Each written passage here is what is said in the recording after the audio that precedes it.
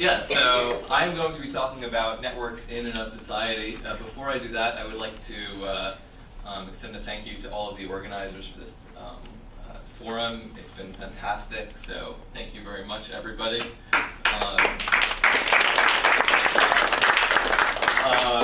When Brian initially contacted me, he said that he wanted an overview of network analysis in the humanities and history, and so I'm going to move aside from my usual presentation of sort of occult symbols and mathematical formulas, and so for the computer scientists in the room, I apologize.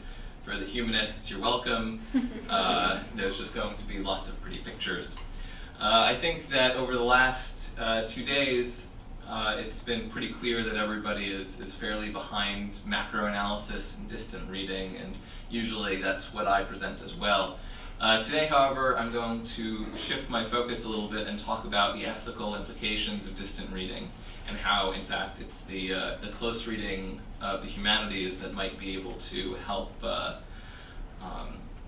improve some of the issues that have been going on in the recent past with government surveillance and controversial Facebook studies by the sort of zooming in and zooming out that digital humanities so often does. So I think I'm going to start as locally as possible, close reading in Kansas. Let's see if I can... Nope, not that. All right. There we go. That's Kansas, from 4 billion miles away. That, I believe, is the most distant read of humanity that has ever occurred. In February of 1990, after years of campaigning, Carl Sagan convinced NASA to turn the Voyager 1 spacecraft around to take a self-portrait of the Earth. I'd like to begin my keynote with Carl Sagan's own words, his own distant reading of humanity, but I will spare you my attempt at his accent. Consider again that dot. That's here. That's home. That's us. On it, everyone you love, everyone you know, everyone you ever heard of, every human being who ever was, lived out their lives. The aggregate of our joy and suffering, thousands of confident religions, ideologies, and economic doctrines, every hunter and forager, every hero and coward, every creator and destroyer of civilization, every king and peasant, every young couple in love, every mother and father, hopeful child, inventor, explorer, every teacher of morals, every corrupt politician, every superstar, every supreme leader, every saint and sinner in the history of our species lived there, on a mote of dust suspended in a sunbeam. What a lonely picture Carl Sagan paints.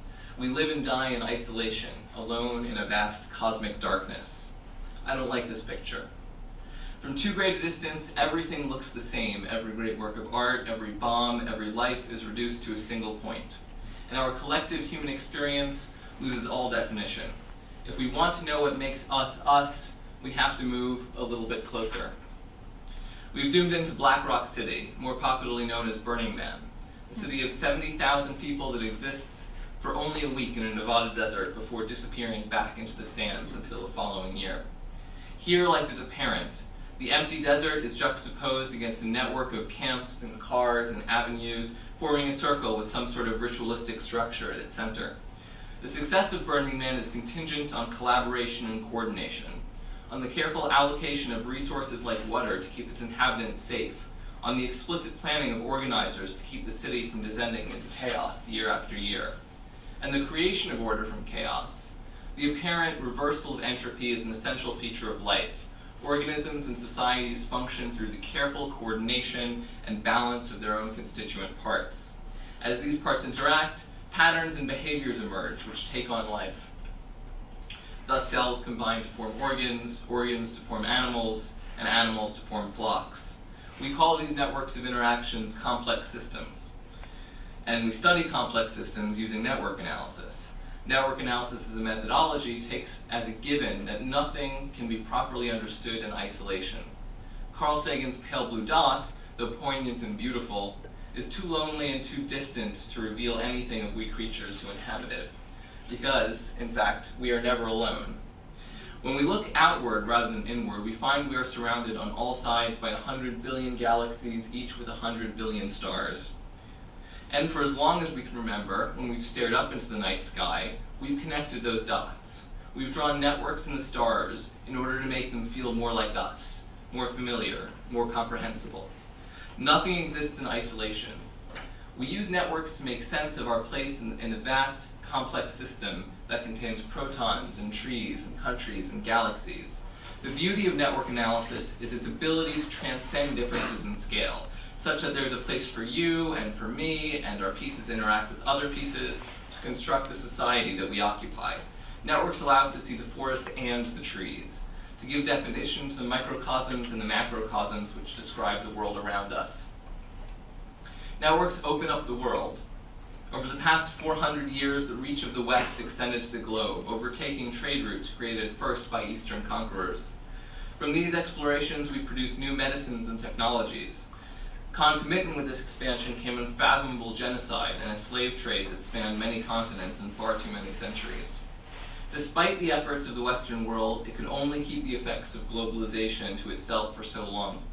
Roads can be traversed in either direction, and the networks created by Western explorers, businesses, slave traders, and militaries eventually undermined or superseded the Western centers of power.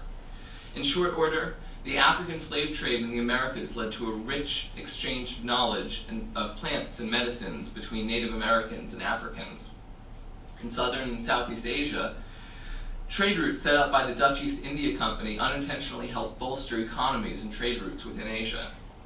Captains within the company, seeking extra profits, would illicitly trade goods between Asian cities.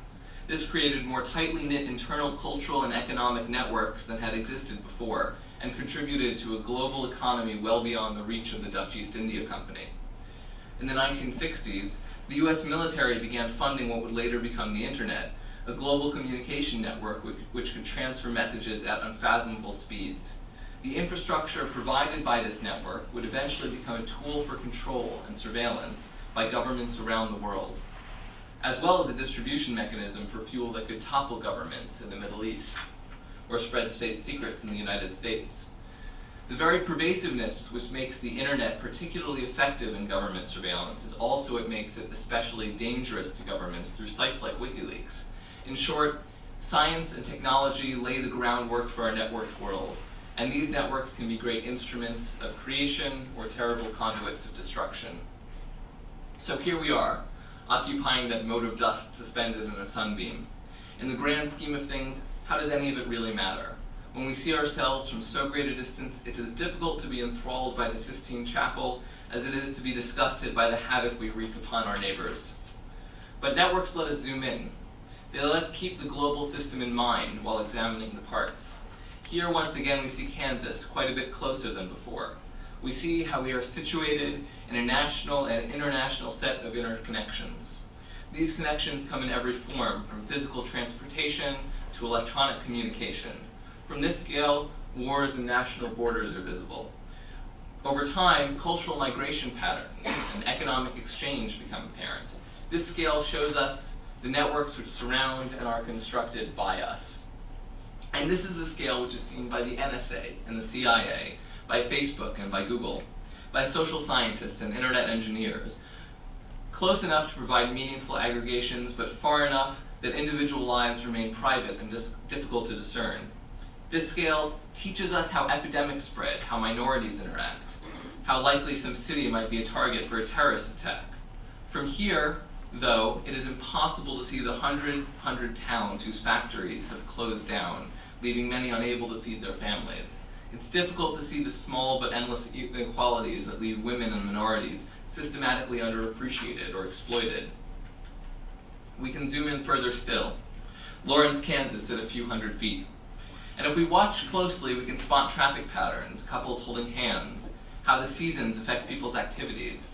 This scale is better at portraying the features of communities rather than societies. But for tech companies, government, media distributors, it's all too easy to miss the forest for the trees.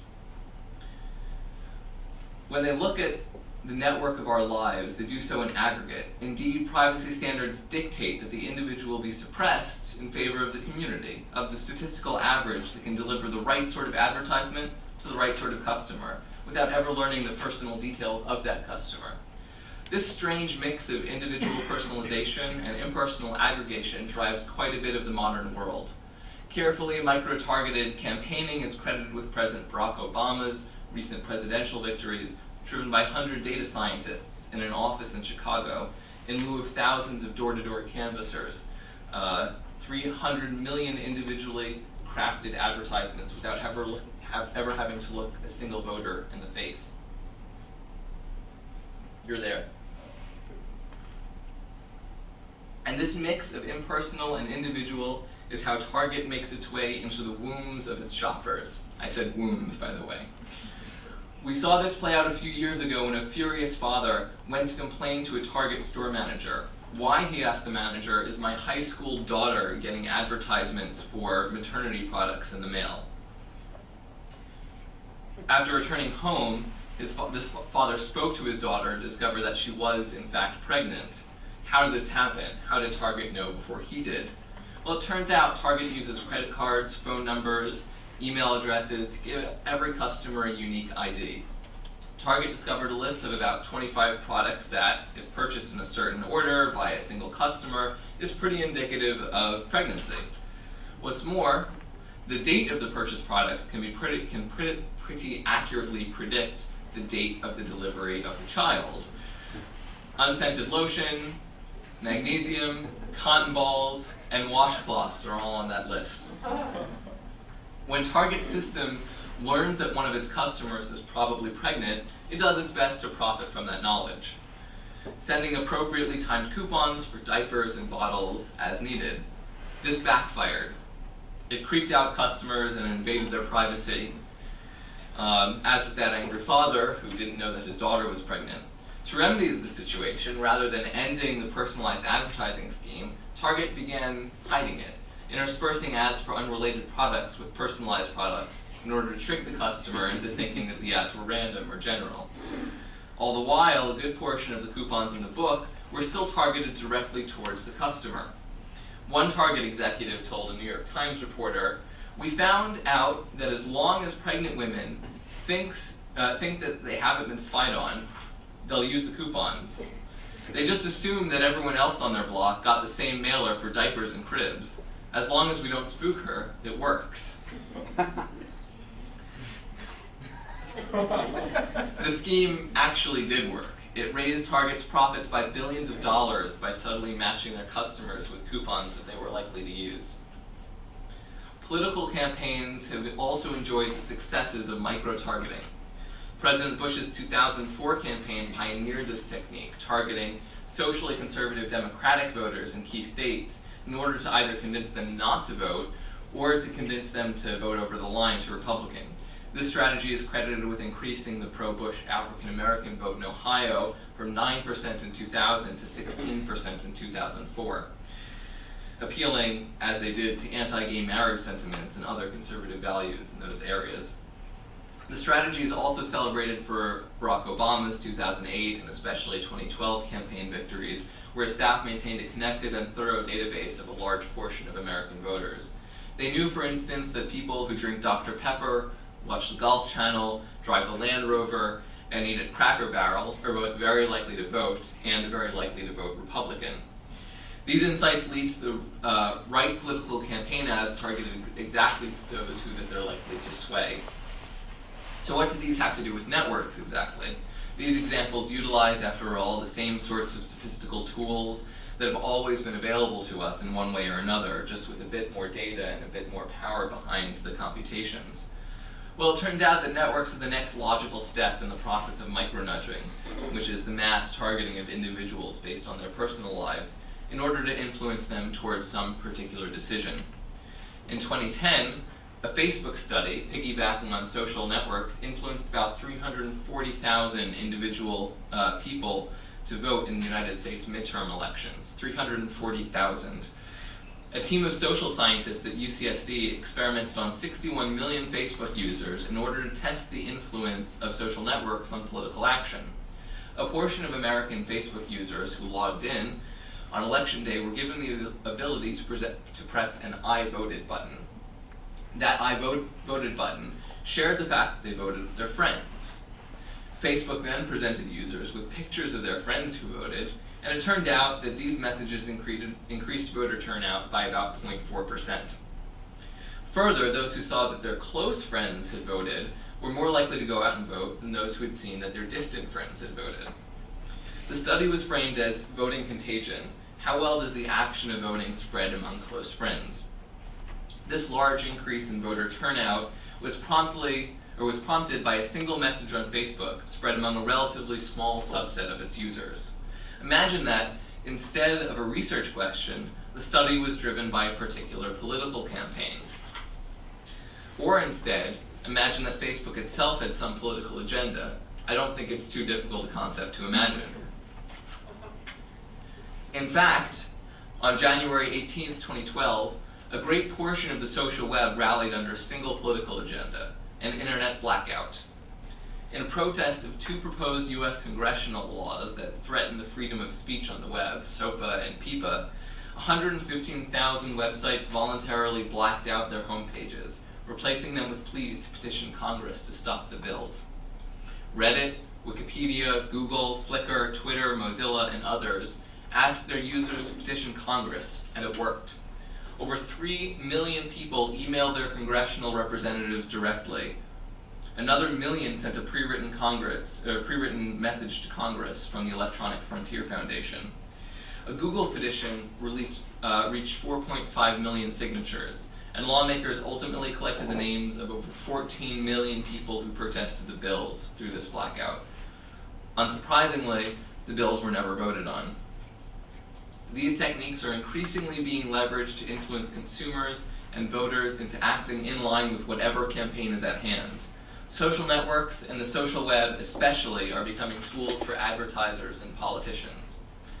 In 2010, Tim Tangerlini organized a few computer scientists, social scientists, and humanists to a 2-week intensive NEH-funded summer workshop on network analysis for the humanities. We called it Math Camp for Nerds.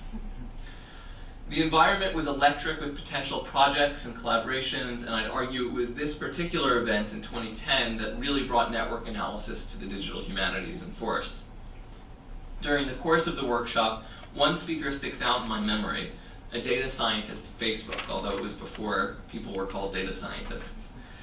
He reached the podium like so many did during those 2 weeks and described the amazing feats they were able to perform using basic linguistic and network analysis. We can accurately predict your gender and race, he claimed, regardless of whether or not you've told us. We can learn your political leanings, your sexuality, your favorite band, how much you love looking at pictures of cats on the internet. Much like most talks from computer scientists at the event, the purpose was to show off the power of large-scale network analysis when applied to humanity. The speaker did note, however, that they use these measures to effectively advertise to their users. Electronics vendors could advertise to wealthy 20-somethings. Politicians could target impoverished African Americans in key swing states. It was a few throwaway lines in the talk, but the force of the ensuing questions revolved around these specifically. How can you do this without any sort of IRB approval? What was the ethics of all of this? The Facebook scientist's response was telling. We're not doing research, we're just running a business. And of course, Facebook isn't the only business doing this. The Twitter Analytics dashboard that every Twitter user has access to allows you to see your male-to-female follower ratio. Now this is interesting because users are never asked their gender.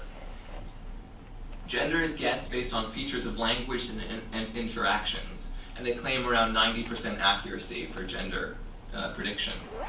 Google, when it targets advertisements towards you as a user, makes some predictions based on your search activity. Google guessed without my telling it, for example, that I'm 25 to 34 years old, I speak English, I'm interested in, among other things, air travel, physics, comics, outdoors, and books. This is pretty accurate. And, as we saw with the Facebook voting study, social web services are not merely capable of learning about you, they're capable of influencing your actions. Recently, this ethical question has pushed its way into the public eye in the form of another Facebook study, this one about emotional contagion. A team of researchers and Facebook scientists collaborated to learn the extent to which emotions spread through a social network. Some of you may have heard about this. This has been in the last few months. They selectively filtered the messages seen by about 700,000 Facebook users, making sure that some users only saw positive, emotionally positive messages, and some users only saw emotionally negative messages. After some time passed, they showed that users who were presented with positive posts tended to themselves post positive messages, while those who were presented with primarily negative posts themselves posted primarily negative updates.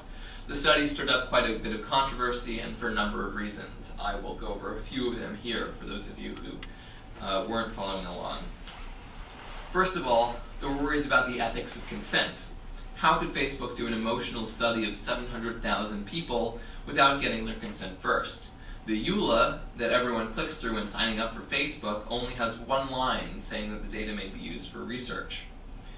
And even that line did not exist when until several months after that Facebook study occurred. A related issue raised was one of IRB approval. How could the editors at PNAS have approved the study, given that the study took place under Facebook's watch, without an external institutional review board? Indeed, the university-affiliated researchers did not need to get any approval, because the data were gathered before they ever touched the study. The counter-argument was that, well, Facebook conducts these sorts of studies all the time for the purpose of testing advertisements or interface changes, as is every other company out there, so what's the problem if researchers use this data? A third issue discussed was one of repercussions. If the study showed that Facebook could genuinely influence people's emotions, did anyone in the study physically harm themselves as a result of being shown a primarily negative newsfeed? Should Facebook be allowed to wield that kind of influence? Should they be required to disclose such information to their users? The controversy spread quite far and wide, though I believe for absolutely the wrong reasons, which I'll explain shortly. Social commentators decried the lack of consent, arguing that PNAS should not have published the paper without proper IRB approval. On the other side, social scientists argued that the Facebook backlash was anti-science and would cause more harm than good in the social science world. Both sides, I think, made valid points. One well-known social scientist noted that the age of exploration, when scientists finally started exploring the further reaches of the Americas and Africa, was attacked by poets and philosophers and intellectuals as being dangerous and unethical.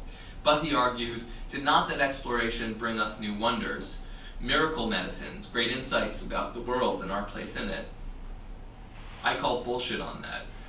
You'd be hard-pressed to find a period more rife with slavery and genocide and other horrible breaches of human decency than that age of exploration. We can't sacrifice human decency in the name of progress. On the flip side, though, we can't sacrifice progress for the tiniest fears of misconduct. We must proceed with due diligence to ethics without being crippled by inefficacy. But, as I said before, I think this is all a red herring. The issue here isn't whether and to what extent these activities are ethical science, but to what extent they are ethical, period. And if they aren't, what we as a society should do about it. We can't have one set of ethical standards for researchers and yet another for businesses. But that's what many of the arguments in recent months have boiled down to. Essentially, it was argued, Facebook does this all the time. It's something called A/B testing. They make changes for some users and not others, and depending on how the users interact or react, they change the site accordingly. It's standard practice in web development. It is surprising, then, that the crux of the anger revolved around published research. Not that Facebook shouldn't do A/B testing, but that researchers shouldn't be allowed to publish on it. This seems to be the exact opposite of what should be happening. If indeed every major web company practices these methods already, then scholarly research on how such practices can sway emotions or voting practices are exactly what we need. We must bring these practices to light in a way that the public can understand and decide as a society whether they cross ethical boundaries. A similar discussion occurred during the early decades of the 20th century, when the FDA and the FTC were formed in part to prevent false advertising of snake oils and foods and other products. We are at the cusp of a new era. The mix of big data, social networks, media companies, content creators, government agencies, surveillance, corporate advertising, and ubiquitous computing are a perfect storm for the intense influence that is both subtle and far-reaching. Algorithmic nudging has the power to sell products, win elections, topple government, suppress a people, depending on how it's wielded and by whom. We have seen this work from the bottom up in Occupy Wall Street, the revolutions in the Middle East, the ALS Ice Bucket Challenge, and from the top down in recent presidential campaigns, Facebook studies, or coordinated efforts to preserve net neutrality. And these have been the work of non-experts, people new to this technology, scrambling in the dark to develop the methods as they're being deployed. As we begin to learn more about network-based control and influence, these examples will multiply in number and audacity. And this story leaves out one of the most major players of all, the government.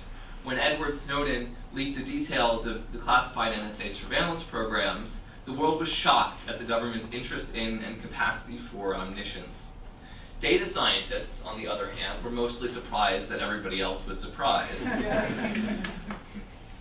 If the technology is there, you can bet it's going to be used.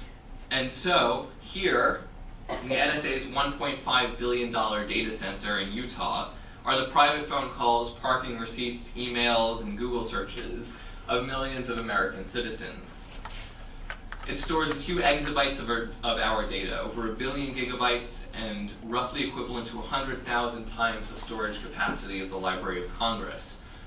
More than enough space, really, I think, for the population of the United States. The humanities have played some role in this complex machine.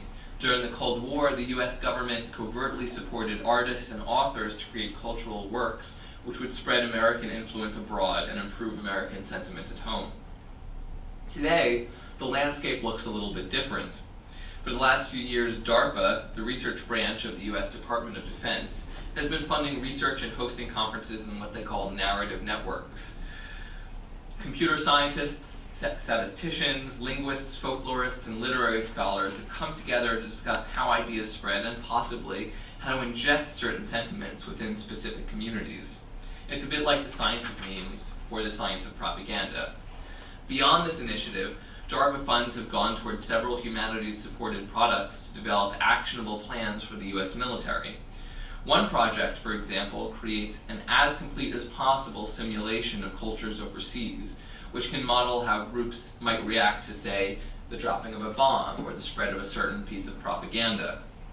These models can be used to aid in the decision-making processes of officers making life and death decisions on behalf of troops, enemies, and foreign citizens. Unsurprisingly, these initiatives, as well as NSA surveillance at home, all rely on network analysis. In fact, when the news broke on the captures of Osama bin Laden and Saddam Hussein and how they were discovered via network analysis, some of my family members called me after reading the newspapers, claimed, "Scott, we finally understand what you do." That wasn't quite the reaction I was hoping for. In short, the world is changing incredibly rapidly, in large part driven by the availability of data, network science and statistics, an ever-increasing role of technology in our lives, etc. Are these corporate, political, and grassroots efforts overstepping their bounds? We honestly don't know. We are only beginning to have sustained public discussions about the new role of technology in society, and the public rarely has enough access to information to make informed decisions.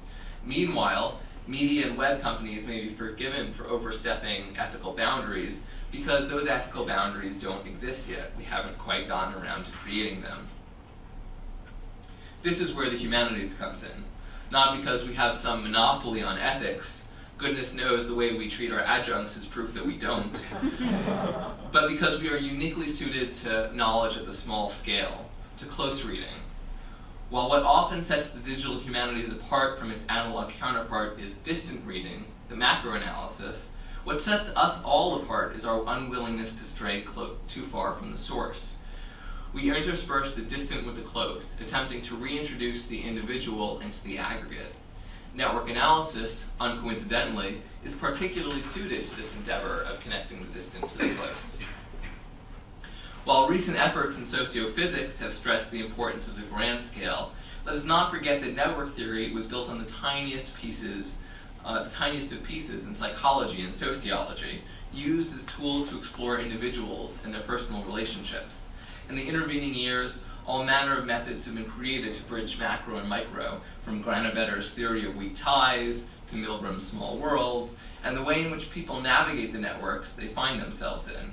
Networks work at every scale, situating the macro against the meso against the micro. But we find ourselves in a world that does not adequately utilize this feature of networks, and is increasingly making decisions based on convenience and money and politics and power without taking the human factor into consideration. They look at the macro rather than the micro, and it's not particularly surprising. It's easy in the world of exabytes of data to lose the trees for the forest. This is not a humanities problem. It's not a network scientist problem. It's not a question of the ethics of research, but of the ethics of everyday life. Everyone is now a network scientist.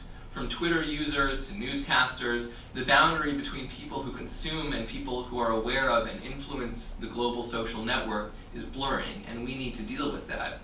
We must collaborate with industries, with governments and publics to become ethical stewards of this networked world that we find ourselves in. Your challenge as researchers on the forefront of network analysis in the humanities is to tie the very distant to the very close, to do research and outreach that is needed to make companies, governments, and the public aware of how perturbations of the great mobile that is our society affect each individual piece. We have a number of routes available to us in this respect. The first is basic research, the sort that got those Facebook study authors in trouble. We need to learn and communicate the ways in which pervasive surveillance and algorithmic influence can affect people's lives and steer societies. A second path towards influencing an international discussion is in the development of new methods that highlight the place of the individual in the larger network. We seem to have a critical mass of humanists collaborating with or becoming computer scientists, and this presents a perfect opportunity to create algorithms which highlight a node's uniqueness rather than its similarity in a network. Another step is to take is one of public engagement, one that extends out beyond the academy and takes place online in newspapers or essays and interviews, in the creation of tools or museum exhibits. The MIT Media Lab, for example, recently created a tool after the Snowden leaks that allows users to download their email metadata to reveal the networks that they form. The tool is a fantastic example of a way to show the public exactly what simply metadata can reveal, and its viral spread was a testament to the tool's effectiveness. Mike Widener of Stanford recently called for exactly this sort of engagement for digital humanists. It was a few years ago, and it is remarkable how little his call has been heeded in the world of digital humanities. Pedagogy is a fourth option. While people cry that the humanities are dying, every student in the country will have taken many humanities-oriented courses by the time they graduate.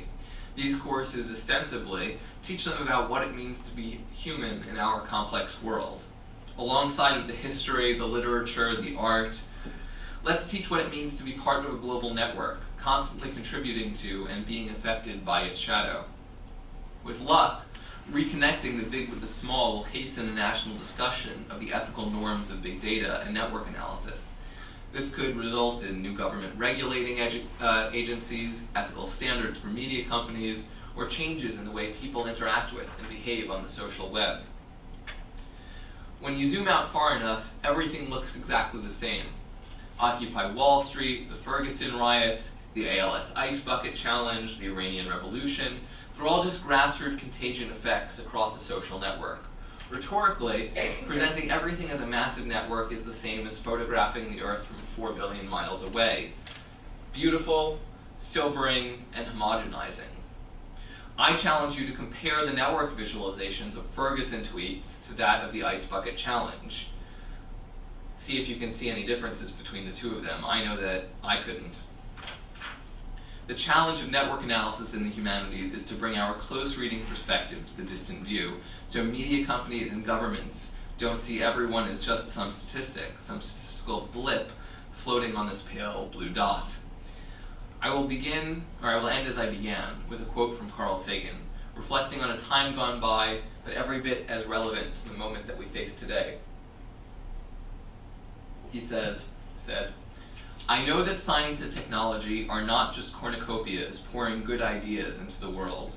Scientists not only conceived nuclear weapons, they also took political leaders by the lapels, arguing that their nation, whichever it happened to be, had to have one first.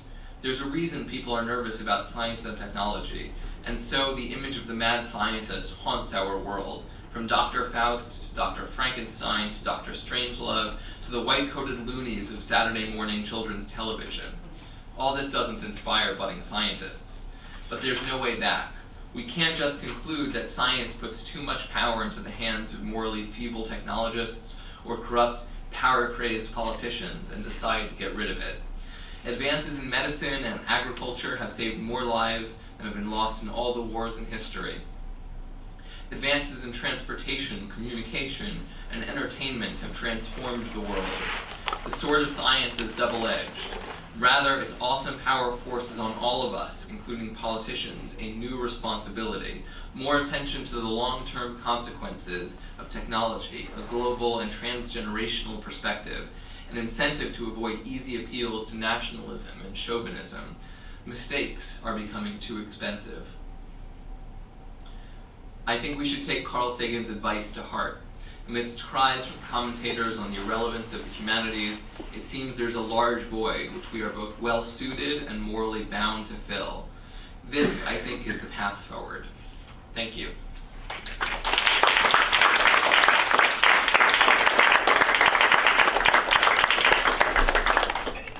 Thank you. Questions? Comments, angry shouts? Yes. So you don't really mention anything about individual action back into these networks. I mean, I understand all the network depends on that, but the notion of changing this kind of thing by way of thinking of regulations or the way of structure, these kind of things coming from the outside as opposed to personal choice and action at an individual level. I mean, turning off Facebook, don't tweet. Those are actions that affect the network. Those are certainly actions that affect the network. So in this context, I was more referring to the stories that people like Matt Jockers and Ted Underwood are weaving when they mix the network world that they're creating on the macro scale with individual moments on the micro scale to, show where, Graham Sachs' discussion of literary characters and how they interact with one another and kind of connecting these personal stories to the broad global story. I think that there is certainly a place for present-day activism of the sort of disconnecting yourself from Facebook or things of that nature, but I'm not sure that we as digital humanists are the best people to create that response. I think that we would be better situated in a place just discussing these networks in terms that people are already aware of in the cultural context, movies that people watch, novels, things of that sort.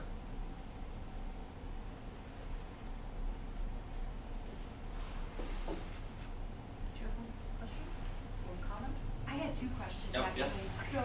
So in the public literature, DARPA has the capability of monitoring a city for all its electronic signals. So it can tell you, it can understand patterns of how people live and anomalies in those patterns that might be of concern. And so I was just curious because that brings in the geolocation piece of all of our data, and also how predictable we all are. That we tend to, they have the data, they have a few data points about where your mobility is, your mobility traces, like 3 or 4 data points. They can identify to the individual, to PII, personally identifiable information, who you are based on where that electronic signal goes. And so I was just curious what you think about that level of surveillance that people don't even imagine. People are, first I suppose a quick anecdote. I was convinced to join an Air Force consulting board a few years back, and it is a mistake I will not make again. They were basically showing the different types of surveillance that they were capable of performing, and it was not just based on electronic signals, but for example, if you have video cameras, CCTVs or what have you set up around a city, they're able to keep track of objects that move from one camera to another camera, and you can sort of trace the routes throughout a city. So even if you have no digital footprint, this sort of surveillance is still possible. But the thing is, we are all of us contributing willingly to this digital footprint.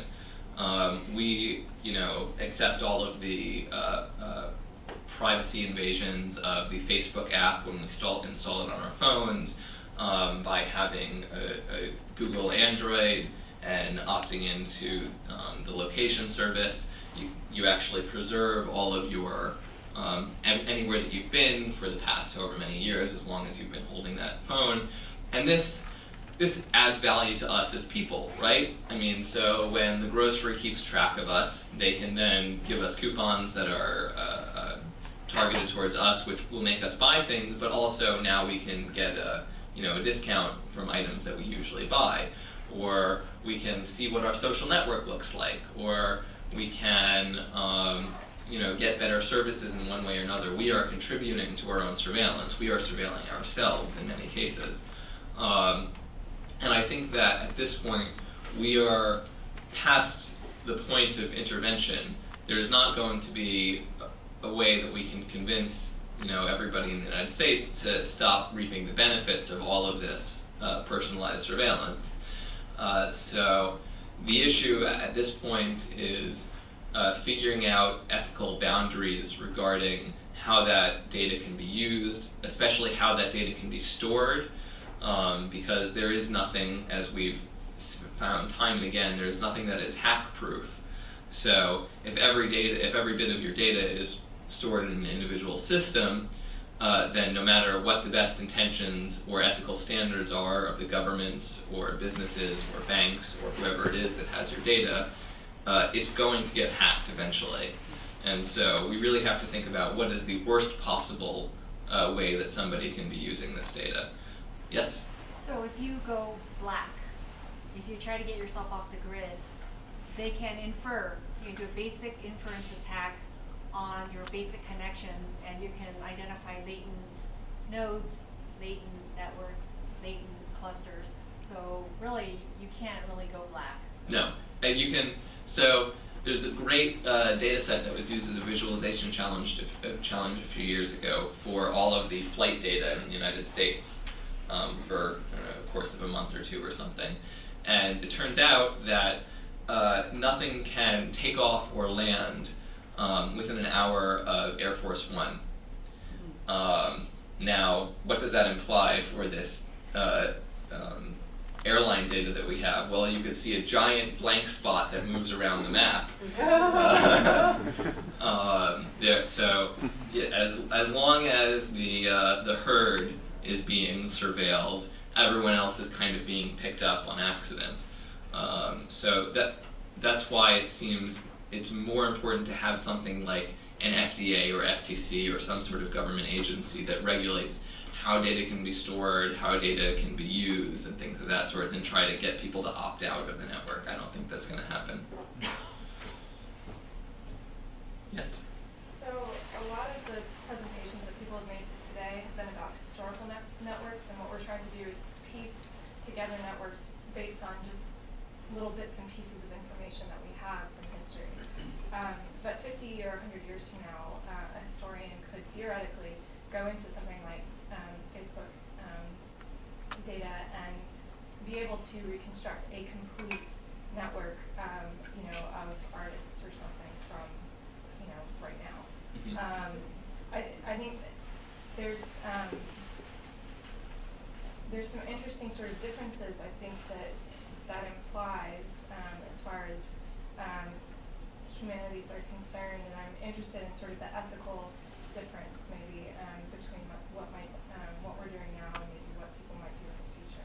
You know, I think that historians who are working with not well-formed data, non-digitized data, certainly incomplete data, like I myself do with mostly I work on early modern science, we actually have a slight advantage because we intrinsically are aware that not everything that is countable counts, and not everything that counts is countable, right?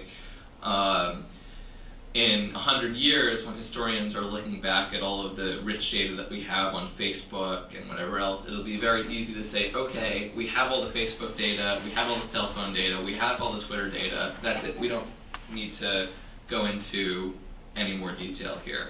I think the fact that we're forced to go to the primary sources is something that allows us a richer picture, and it will be very easy, and in fact often is. And I mean, I don't want to be too down on the computational social sciences because the best examples are fantastic, but the worst examples of the computational social sciences fall into this trap very frequently, where you look at, for example, the Twitter data for the recent earthquake in California, and you'd think that, oh, it actually wasn't all that bad. People aren't posting bad things about it in the hours directly following the earthquake, and well, lo and behold, it's because all of the cell networks were down, the people who were hurt weren't tweeting,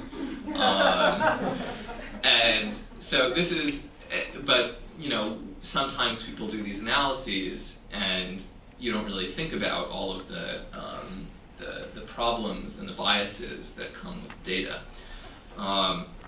So I think one of the primary ethical issues going forward will not just be any invasions of privacy, but will be how easy it is to overlook things that previous generations of historians might not have overlooked because of the wider variety of sources that were being used.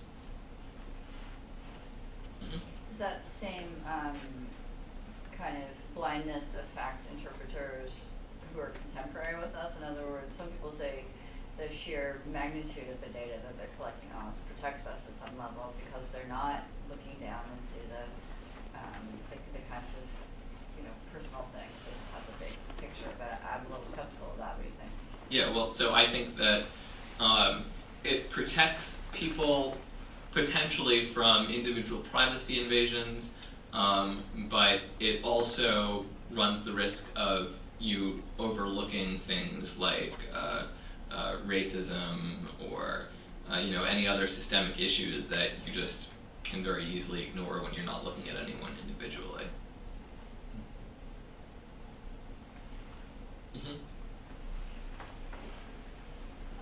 As I was thinking about what would be an interesting topic, there's a tool that's a penetration testing tool called Multiple Tungsten, Mm-hmm. which de-aliases pretty much everyone.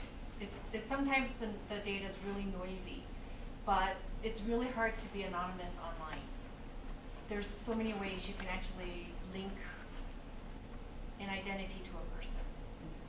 Yeah, absolutely. I was talking with somebody in this room the other day, I don't recall who, about how people were connecting hospital and voting records. Was this you? Can you knew about it? Can you speak to that? Yeah, it's a classical study of privacy. I think it's the founding paper made by a researcher in Harvard. Basically, it was crossing data about voting with hospital records. And so the data about voting was anonymized, in which all the classical identifiable information was stripped out. But then if you look at a combination of gender, zip codes where they live, and a couple of other safe parameters, they were able to point down the governor of the states and his health record. Right, so everything is pretty much re-identifiable. Yeah. It's very hard to anonymize a data Yeah, set. in fact, the standard approach that is used now in privacy preserving data mining is called k-anonymity, and you basically manipulate the data in such a way that nobody in the data can be identified. Every individual is hidden in a group of at least size k. So I know your characteristic, but I cannot distinguish distinguish you between other 6 people, for example. So you drop every human being into a certain cluster where they cannot be supposed Or to you be. slightly modify the value Okay. in such a way that the overall patterns are preserved, but not the very specific microinformation. Yeah, another way that that's called is differential privacy, but it's the same thing. And so you have to kind of run a very fine line. I mean, I'm a very large open data advocate, open source advocate, but when the data that we're using is, Twitter followers or Facebook messages, it's interesting in the modern world. There is an expectation of privacy for certain things. I expect that my sexuality will remain private, for example, if I don't post it online that I'm gay or straight or bi or whatever.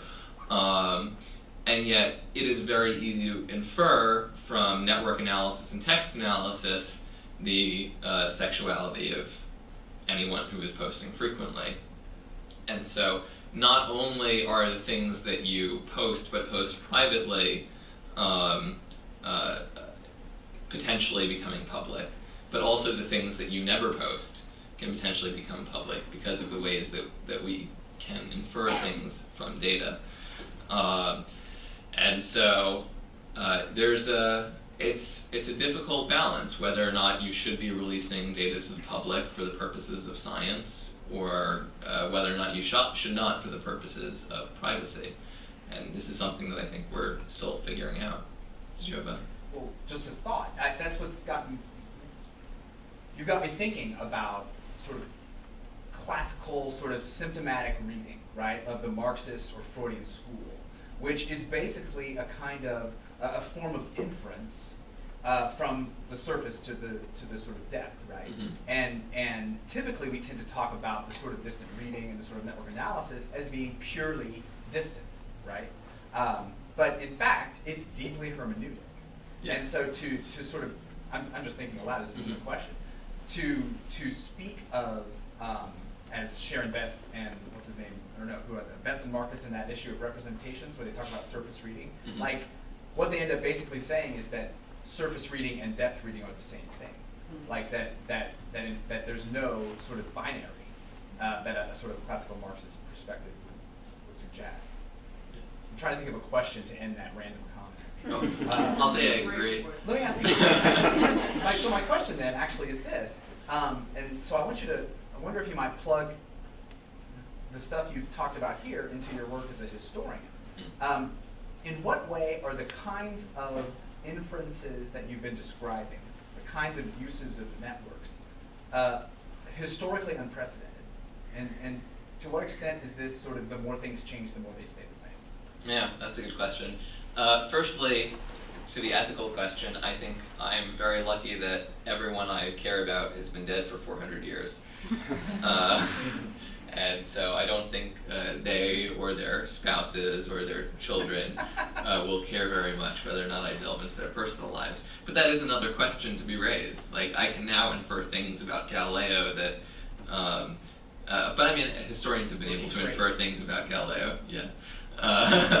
I mean, that's something that historians have always been doing, right? Trying to infer things about the past that might not have made it into the textual record or have had some sort of biased entry into the textual record.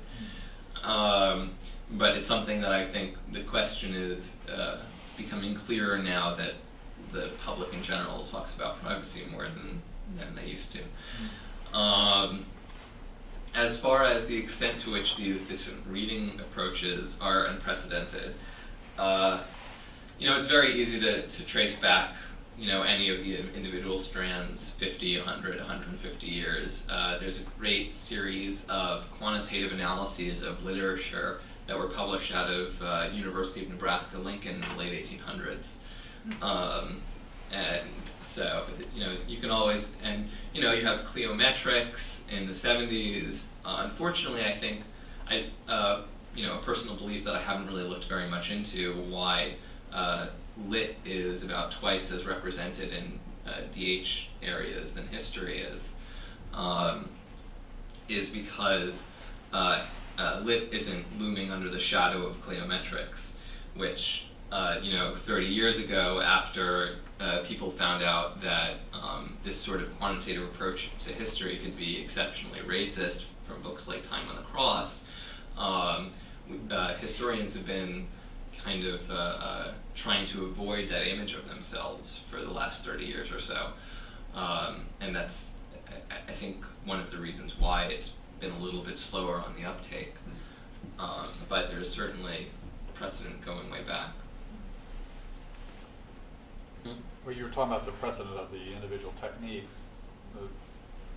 Seemingly a little bit more not precedent is the centrality of the information coming to a single point, so that one single person, one single agency, or one single agent can gather enormous amounts of information.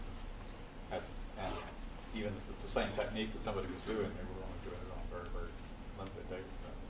Sure, yeah, and that's so in complex systems, it would be a difference in quantity eventually leads to a difference in quality. So there is something different about what we're doing. I do believe that. I mean, but I don't think that you can pick out any one particular strand and say, oh, this is the different thing. I think it's more this perfect storm of features have come together such that we can have an approach to reading that we weren't capable of before, or at least the capabilities that we had were not up to the quality of what we could eventually produce that would be better than just close reading. All right. Thank you very much. And thank you again to you.